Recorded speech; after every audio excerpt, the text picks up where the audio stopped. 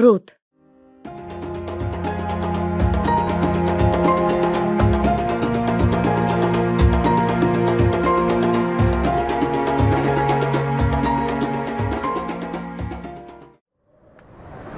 İsrail ile bilen hükümçiler idara etken günlerde jirge kıtlık kildi.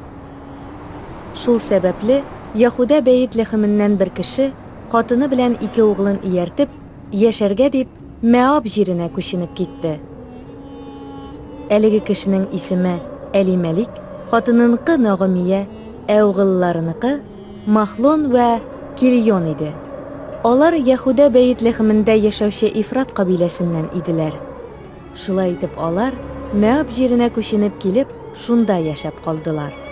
Bir vakit Nağmiye'nin iri Elimelik vafat bulup, Nağmiye iki oğlu bilen bir yalgızı kaldı. Oğulları özlerine xotınlıqqa Meab kızların oldular.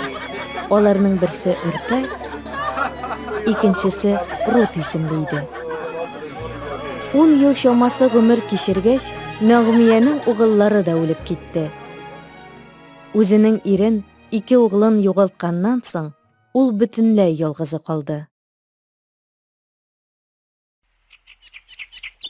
Rabbinin öz halkın kaygırtıp, basılarda zor oңış üstürüğün işitkenden soň, Nağmiye özünün kelinleri bilen birge Meab jirinden tuğan iline qaytırga karar kıldı. Yaşagan jirlerinden pozgalıp, olar Yahuda tarafına yol tuttular. Qaytıp barganda, Nağmiye özünün kelinlerine, "Barıgız, ikigiz de enileriniz yurtuna kiri qaytıgız. Rabbi sizni rahmetinden taşlamasın. Siz merhum irleringizge hem mena bik igilikli buldunuz. Rabbi koşup sizning her ikigizge öz tengigizni tabıp, tegiz turmuş qururga yazsın," dep kelinlerin öptü. Emma olar bu sözlerini işitip, "Yok, biz senin bilen halkın yanına barabız," dep yılarga tutundular. Nağmiye ise olarga, "Balakaylarım, öz iyigizge qaytıgız. Nege sizge menim bilen barırga? Sizge er bulurda yigitler tudurasım yok bitinde menim. Barıgız kızlarım, iyigizge kiri qaytıgız.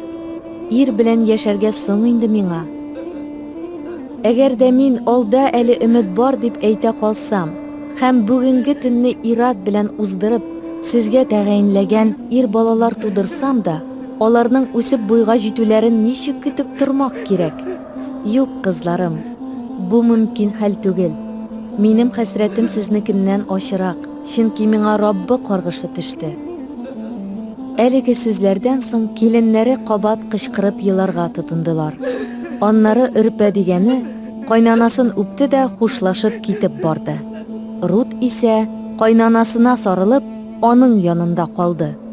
Nağmiye Rutqa, "Ene, kelindeşin tuğan kavmine öz ilahlarına aylanıp qaytırga buldu. Sen de şulay işle," dedi. Emma Rut ona, "Bir yalgızыңны kaldırıp kiterge ügitleme meni," dedi. "Sen kaya barsan, men de şunda barırmın.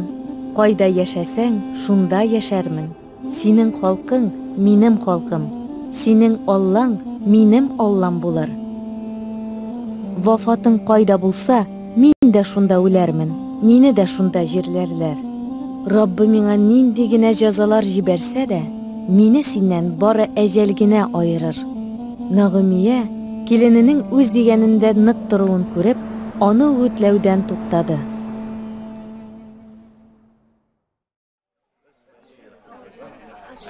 Beytlehemge kelip jetkençe, olar şulay birgelep yolların davam ettiler. Beytlehemge ayak basqaç, olarını körüp bütün şäher hareketke kildi. Hemmesi bir-birsinden, "Nağmiye misin bu?" dep soraşa başladı. Nağmiye şäher halkına bulay dep bildirdi. "Meňa Nağmiye dep tugil, Mara dep dersegiz dürüsrek bolar. Şinki qudret iyesi meni zor hasretke saldı. Men mundan köpmü mal mülket bilen çıgıp gitken idim. Rabbi ise meni birge boş kul bilen qaytardı. Rabbi şunun kadar hasretler jibergeç, qudret iyesi baxtsizlikka duchar etgeç, nişik etip meňa Nağmiye dep deşmek gerek?" Шул рәвешле Нагымия үзенең килене Моаб җиреннән килгән Моаби Рут белән Бәйет Ләхемгә әйләнеп кайтты. Алар бирегә арпа урагына төшәр алдыннан кайтып җиттеләр.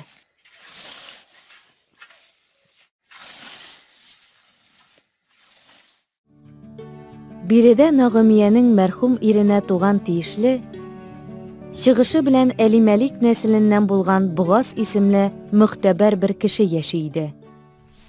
Бер вакыт Моаби Рут Нагымиядән басуга барып, берәр мәрхәмәтле бәндә артыннан башак җыеп кайтырга ярыймы дип сорады. Кайнанасы аңа: "Бар, кызым", диде. Рут басуга чыгып, уракчылардан соң коелып калган башакларны җыярга тотынды. Басуның бу өлеше мәрхүм Әлимәлик нәселеннән булган Бугазныкы иде. Бер вакыт басуга Бәйет Ләхемнән Бугаз үзе дә килде һәм уракчыларына "Раббы сезнең белән булсын" дип сәламен күндерде. Уракчылары исә аңа "Раббы сине мүбәрәк кылсын" дип җавап кайтарды. Шунда Бугаз уракчыларга күз колак булырга тиешле хезмәтчесеннән "Бу яшь хатын кемнеке?" дип сорады. Хезмәтчесе аңа "Нагымия белән бергә Моаб җиреннән кайткан Моаби хатын ул" диде. Уракчылардан соң көлтәләр арасында калган башакларны җыярга рөхсәт сораган иде. Иртәдән бирле башак җыя менә, чатырга керми дә диярлек. Бугаз Рутка әйтте: "Менә нәрсә, кызым, биредән китеп башкалар басуыннан башак җыеп мәшәкатьләнмә. Гел шушында, минем хезмәтче хатын-кызларым янында бул. Алар кайсы басуда урсалар, алар артыннан җыеп йөр. Мин хезмәтчеләремә сине борчымаска боерырмын. Сусый калсаң, хезмәтчеләрем тутырган чүлмәкләрдән эчеп сусыныңны басарсың", диде.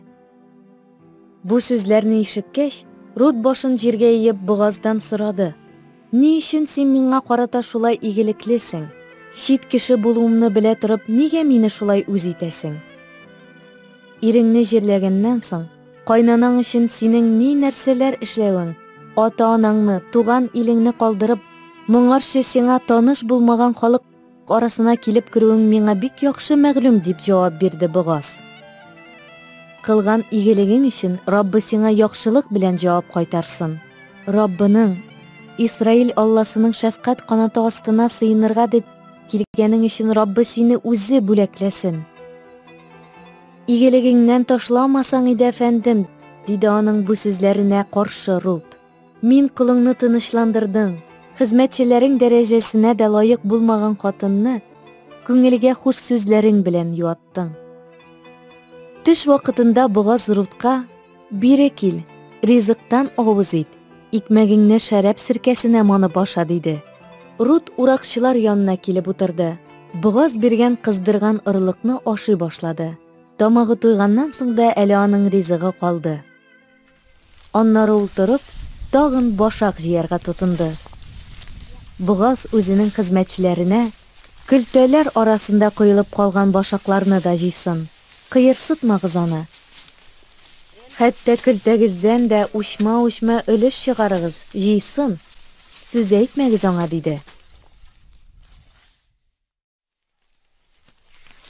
Шул рәвешле Рут кичкә хәтле басуда башак җыйды. Аннары аны сугып җилгәрде. Бөтенесе бер эфа чамасы арпа чыкты. Шуннан соң ул шәһәргә кайтты һәм җыйган ашлыгын кайнанасына күрсәтте. Аннары төш вакытында үзеннән артып калган ризыкны кайнанасына сузды. Кайнанасы аңардан: "Син бүген кайда эшләдең? Арпаны кайдан җыйдың?" дип сорады. "Сиңа игелек күрсәткән кешегә Аллаһының рәхмәте яусын". Рут аңа Бугаз исемле кешенең басуында эшләгәнен әйтте. Шунда Нагымия үзенең килененә: "Раббы аны фатихаласын, ул тере бәндәләргә дә, үлеләргә дә мәрхәмәтле. Бугаз безнең якын кардәшебез, безгә туган тиешле кеше", диде. Моаби Рут аңа әйтте: "Ул хәтта миңа урак өсте беткәнче минем хезмәтчеләрем янында бул", диде. Нагымия: "Аның хезмәтчеләре белән эшләвең бик әйбәт, кызым", диде. "Башка басуда сиңа кыен булыр, рәнҗетүләре бар". Бугазның хезмәтче хатын-кызлары арпа вә бодайны урып бетергәнче, Рут әнә шулай алар янында башак җыйды. Яшәвен исә кайнанасы белән яшәде.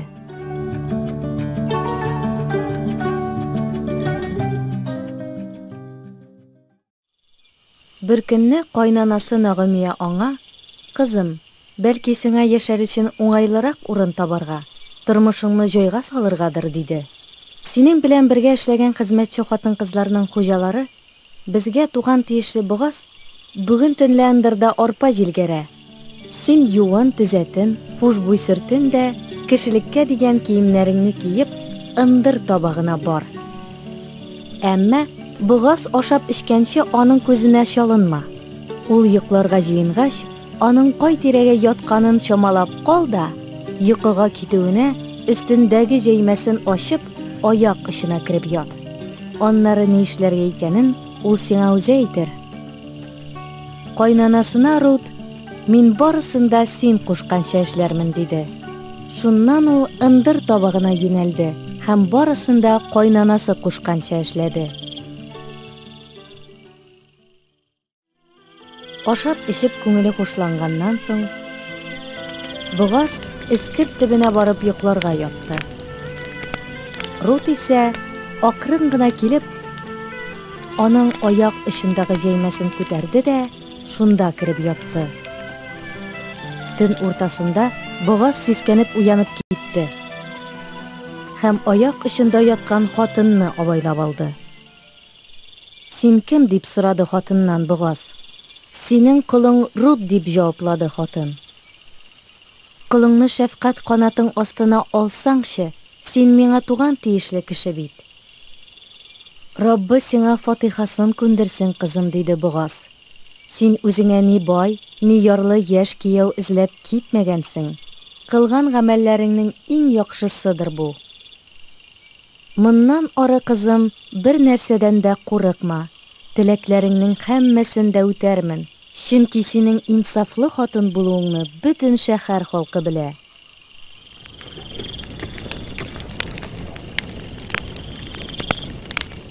"Сүзең хактыр, мин сиңа туган тиешлемен, әмма синең миннән дә якынрак тагын бер туганың бар. Бу төнгә биредә кал, ә иртәгә, әгәр ул туганың синең яклаучың булырга теләсә, бик яхшы, аның янына барырсың. Әгәр инде теләмәсә, яклаучың мин булырмын. Раббы моңа үзе шаһиттер. Ә хәзер таңга кадәр шушында йокла."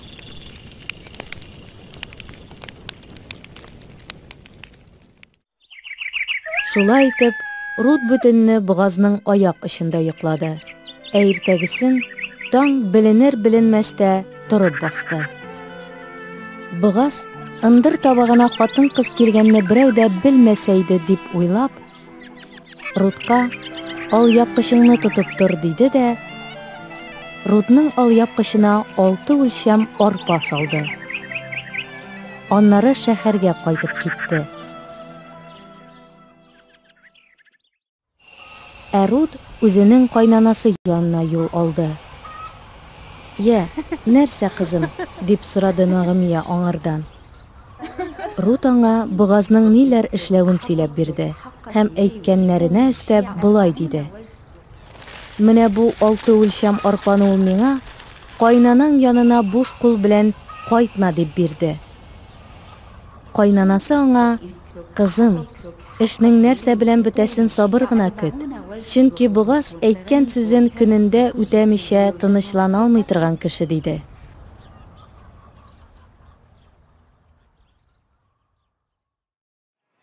Ындырдан кайтуга бугаз шәһәр капкасы төбенә чыгып утырды.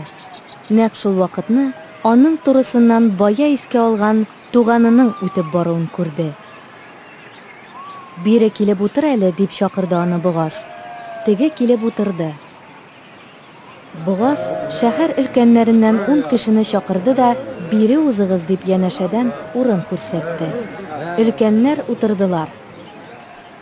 Шуннан бугаз туганына карап, булай дип сүзен башлады: "Моаб якларыннан әйләнеп кайткан Нагымия безнең мәрхүм ир кардәшебез Әлимәлик милкендәге басуның бер өлешен сатарга уйлый.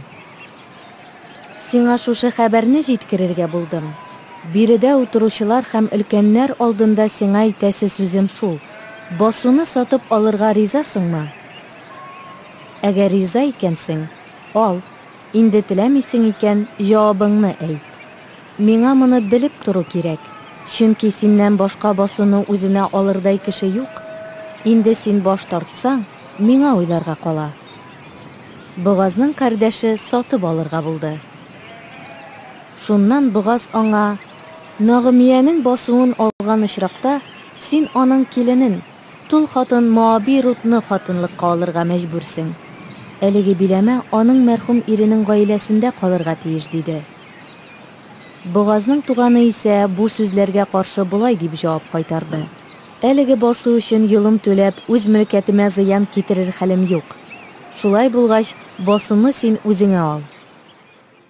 Әүвәле Исраил җирендә йолым түләү, алмашу кебек эшләрне раслау өчен мондый гадәт булган. Ике якның берсе аяк киемен салып, икенчесенә биргән, һәм Исраилдә бу таныклаучы дәлил саналган. Шунда теге туганы Бугазга: син сатып аланы дип аяк киемен салды да аңа тоттырды. Аннары Бугаз өлкәннәргә һәм җыелган халыкка мөрәҗәгать итеп: сез хәзер һәммәгездә мәрхүм туганым Әлимәлик һәм аның угыллары Килион белән Махлон өлешен Нагымиядән кабул итеп алуымның шаһитлары булдыгыз. Шулай ук Махлонның тол хатыны Моаби Рутны да мин үземә хатынлыкка алам. Чөнки әлеге биләмә аның мәрхүм иренең гаиләсендә калырга, аның исеме кардәшләре арасында һәм туган шәһәрендә эзсез югалмаска тиеш. Сез бүген шуның шаһитлары булдыгыз, диде. Капка янындагы барча халык һәм өлкәннәр һәммәсе шунда, барыбыз да шаһит. Раббы синең йортыңа аяк баскан хатынга да, Исраил йортын корган Рахилә белән Лиягә биргән кебек, күркәм холык насыйп итсен. Эфратадагы мөлкәтең һаман арта торсын. Бәйет ләхемдә исемең данга күмелсен.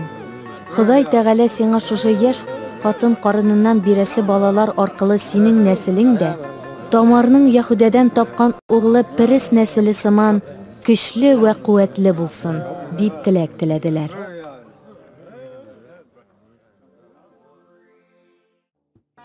Бугаз шуннан соң Рутны үз өенә алды, һәм ул аның хатыны булды. Бугаз аның белән йоклады, һәм Раббының рәхмәте белән Рут авырга узды. Вакыты җиткәч, угыл тапты. Килене бала тудырганнан соң барча хатын-кыз Нагымиягә: шөкер, Раббы сине оныксыз калдырмады. Исраил җирендә бу баланың исеме данга күмелсен. Картаймыш көнеңдә ул синең шатлыгың һәм туендыручың булыр.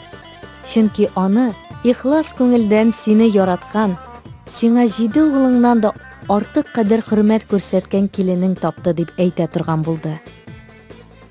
Нагымия сабыйны кулына алып күкрәгенә кысты. Әнә шулай аның караучысы, багучысы булып китте. Күрше хатыннар Нагымияның угылы туды дип әйтә иделәр. Һәм үзләре үк балага Абид дип исем куштылар. Абид Ишайның, Ишай Даудның атасы буладыр.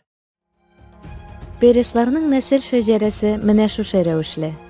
Перестан Хесрон, Хесроннан Рам, Рамнан Амминадаб, Амминадабтан Нахшон, Нахшоннан Салмон, Салмоннан Бугаз, Бугаздан Абид, Абидтан Ишай туа. Ишайның углы исә Дауд.